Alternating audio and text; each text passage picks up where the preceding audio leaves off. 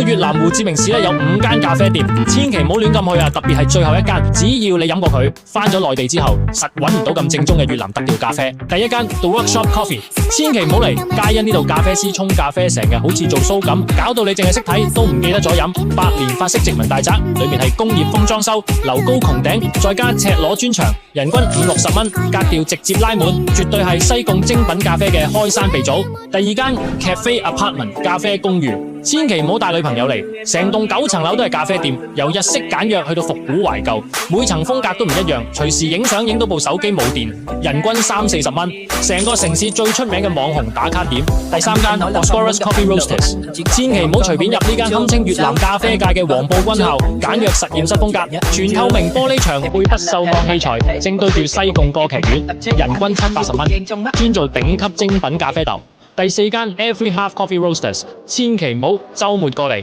係全國咖啡大賽總冠軍開嘅鋪頭，主打本土高級優質羅布斯塔豆，人均40-50蚊，復古別墅搭配綠植庭院，氛圍感即刻拉滿。第五間 La Cave Coffee Sofiet 欖拉卡夫，千祈唔好一個人嚟呢度，淨係唔止飲咖啡，仲可以聽好多背後故仔。外籍老闆帶你行雲越南各大咖啡產區，牆上面掛滿咖啡農嘅故事，仲可以現場親手體驗沖咖啡，人均50-60蚊，隨時可以聚埋一齊搞咖啡文化聚會，視覺同味覺一齊享受。記住啊，如果打算過嚟玩，隨時留言俾我，我助手會喺評論區逐一解答你哋問題。